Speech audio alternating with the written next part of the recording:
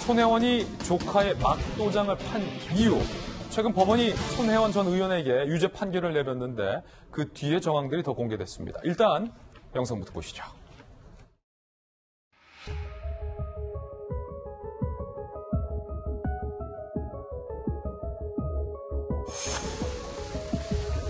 선거 결과에 대해 한 말씀 부탁드리겠습니다. 저를 이해하지 못하는 되게 복잡한 사안이거든요. 예. 저를 알면 쉬운 사안이. 제가 미우털이 좀 많이 바뀌는 건 아닌가요? 미워가지고. 먹을 정도가 아니라 어이가 없어요. 판사님도 저를 봤을 때 자기 성향이 맞지 않는 사람이었으면 제가 얼마나 재수없게 배웠겠어요.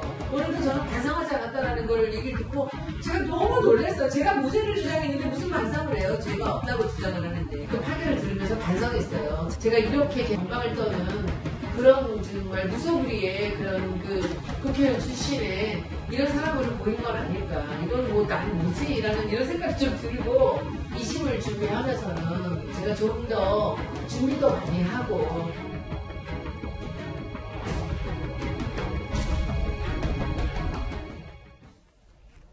김변 박사님, 손혜원 의원 1심 선고 이후에도 유튜브 방송 등에 계속 출연하고 있는데 이번에는 내가 뭐 잘못한 게 있어야 반성하지. 판사가 날 이해하지 못한다. 먼저 번에는 세상이 날 이해하지 못한다라고 얘기했는데 일단 이 태도에 대해서 어떻게 보십니까? 저를 이해하지 못하면 굉장히 복잡한 사건이라고 얘기를 하게 되는데요.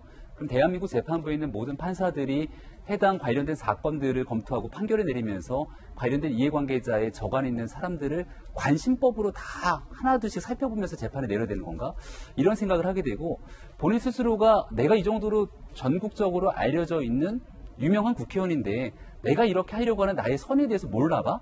라고 하는 오만은 아닌 건가라는 생각이 들기도 했습니다. 예. 사실 이 문제는 국회의원이면 국회의원이 가지고 있는 무소불위의 권력이 있고 이를 통해서 알 수 있는 정보의 그런 획득이 가능합니다. 근데 우리가 이해충돌 방지라고 얘기를 하게 되면서 국회의원이 직을 이용해서 알게 된 정보를 바탕으로 사적 재산을 취득하면서 뭔가 불을 쌓을 수 있게 된다면 이거 국민들이 보시기에 이것처럼 불공정한 게 어딨냐라고 분노할 수밖에 없는 거죠. 예. 이 사건은 바로 그와 딱 맥이 닿아 있는 일이기 때문에 관련된 자료를 비공개 자료를 손혜원 의원이 취득했는가 안 했는가 그 이후로 부동산 취득과 연결되는 부분에 관련된 명확히 객관적인 사실에 의한 판단입니다. 그럼 사실에 의한 판단 과정 속에서 어떤 법리적 근거가 재판 과정에서 문제가 있었는지 얘기하면 되는데 나를 제대로 이해하지 못해서라고 손혜원 의원이 이렇게 얘기하는 부분들 받아들이기가 어렵고요.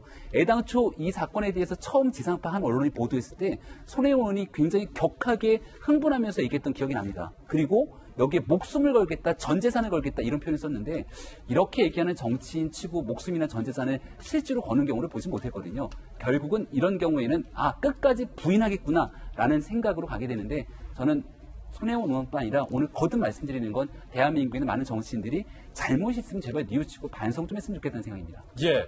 잘못한 게 있어야 반성을 하지라고 손혜원 의원은 지금 답하고 있는 거고요. 그에 대해서. 법원이 유죄 판결을 내렸던 결정적인 근거가 바로 이런 거였다고 합니다. 막도장. 직접 한 막도장. 1. 국회의원이라 알게 된 비밀. 첫 번째 근거예요. 보고회. 발표 자료 외부 공개 안 됐었다. 언론 보도 구체적 정보 없었다. 공청회 배포된 자료에 해당 내용이 없었다. 즉 국회의원 신분으로 알게 된 민감한 정보를 바탕으로 투자를 했다. 5년간 얼마요? 몇십억의 투자 계획이 있었다라는 그 지역에. 그 정보. 이건 손혜원 의원, 국회의원이 아니면 일반인은 알 수 없는 자료였다라는 것이 법원의 판단이었습니다. 부패방지법 중 누설금지 비밀에 해당한다. 두 번째.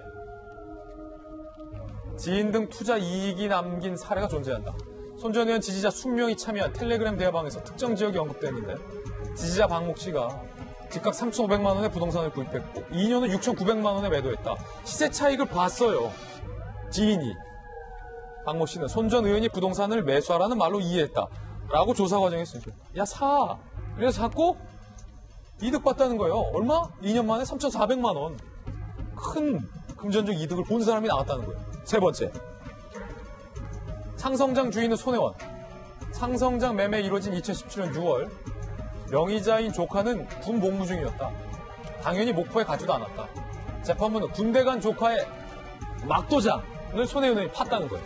계약서에 사용했다. 당연히 손혜원 의원이 실권리자다라는 겁니다. 이 세 가지 중에 특히 막도장, 김영주 의원님. 예. 막도장은 사실 아무나 팔 수 있잖아요. 특히 그렇습니다. 다른 사람의 명의. 예. 차명으로 부동산을 보유했다라는 혐의와 관련해서 군 복무 중인 조카를 위해서 산 것이다.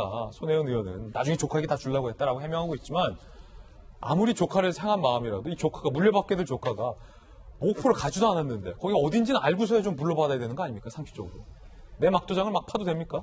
그렇습니다. 이제 그런 의미에서 이제 가장 크게 내가 잘못한 부분이 없다라고 하지만 잘못한 부분이 하나 딱 나온 거죠.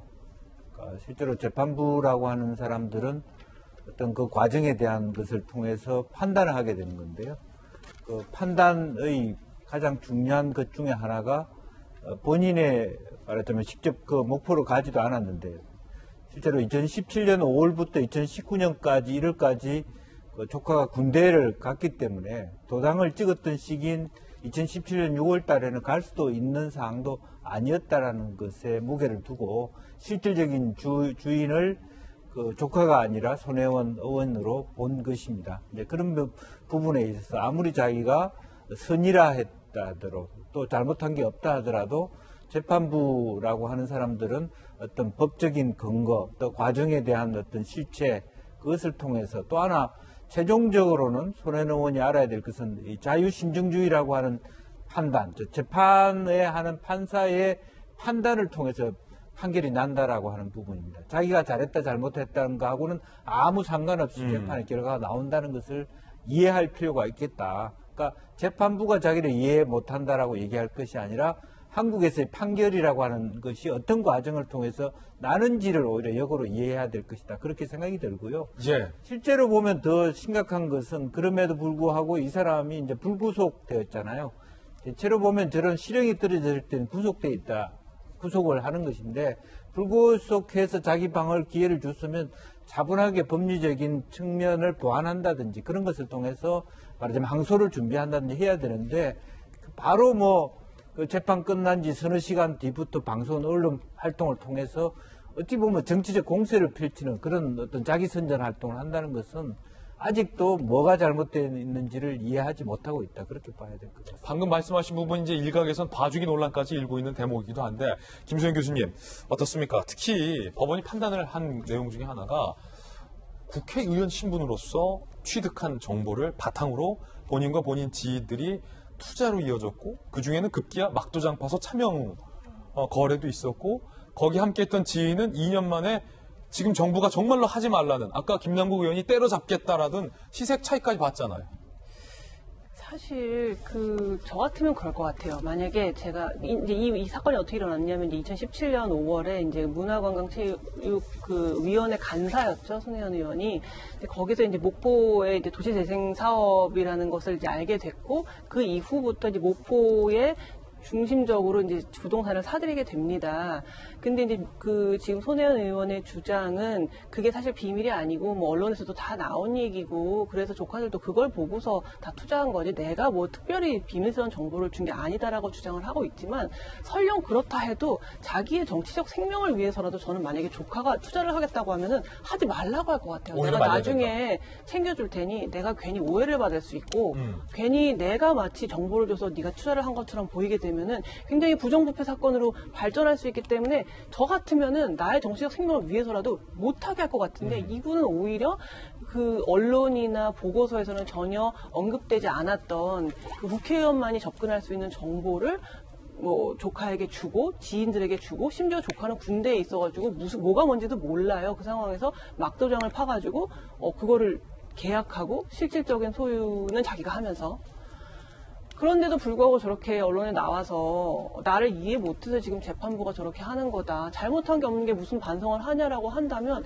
그동안 지금 정부가 계속 부동산 문제 때문에 심지어 그 부동산에 대한 정보를 갖고 있는 사람들은 부동산 투자 아예 못하게 해야 된다고까지 막 얘기하고 있잖아요. 뭐 국토위 의원들이나 뭐 그런 뭐 국토부의 뭐 고위 공무원들이나 이 사람들 부동산 뭐 백신탁하자 이런 얘기까지 나오고 있는 와중인데 그 정보는 하나도 비밀이 아니었어. 그렇기 때문에 아무 문제가 없어. 난 잘못이 없어라고 얘기를 한다면 지금 정부와 어떻게 보면 코드가 맞아 있는 인사가 할 소리는 정말 아니고 국민들에 대한 설득도 매우 되지 않는 거 아닌가 하는 생각이 듭니다. 예, 특히 이재명 부장 법조계에서는 아니 징역형을 선고했는데 왜 방어권을 보장해 주느냐, 감옥에 보내지 않고 집으로 보내느냐 논란이 많아요. 논란이 있죠. 그러니까 분명히 2심이 남아있는 건 맞지만 1심이든 2심이든 그 재판 하나하나가 완결되는 거죠. 그러니까 만약에 방어권을 1심에서 충분히 보장을 했어야죠. 그리고 나면 이제 2심은 2심대로 따로 진행되는 건데 1심은 1심이고 2심은 그렇죠. 2심이지. 그렇기 때문에 1심에서 네. 방어권을 보장 안 했다는 건지 그런 오해를 사는 거고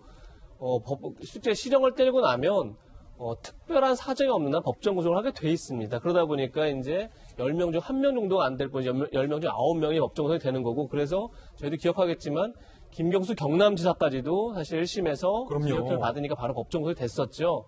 나중에 이제 보석 풀려났지만요. 결국 그런 식으로 이제 법정 구속이 굉장히 엄중하게 이루어지고 있는 건데 왜 이번에는 특별한 사정이 도대체 뭔지 밝히지 않은 상태에서 그야말로 방어권이라는 이름으로 이제 나온 거기 때문에 논란이 되는 것 같고 그래서 뭐 물론 이제 한쪽에서는 무죄 추정의 원칙이 있는 것처럼 불구속이 원칙이라고 하면 오히려 이 법정 구속도 명확한 원칙을 가지고 좀 해야 되지 않을까 그런 생각이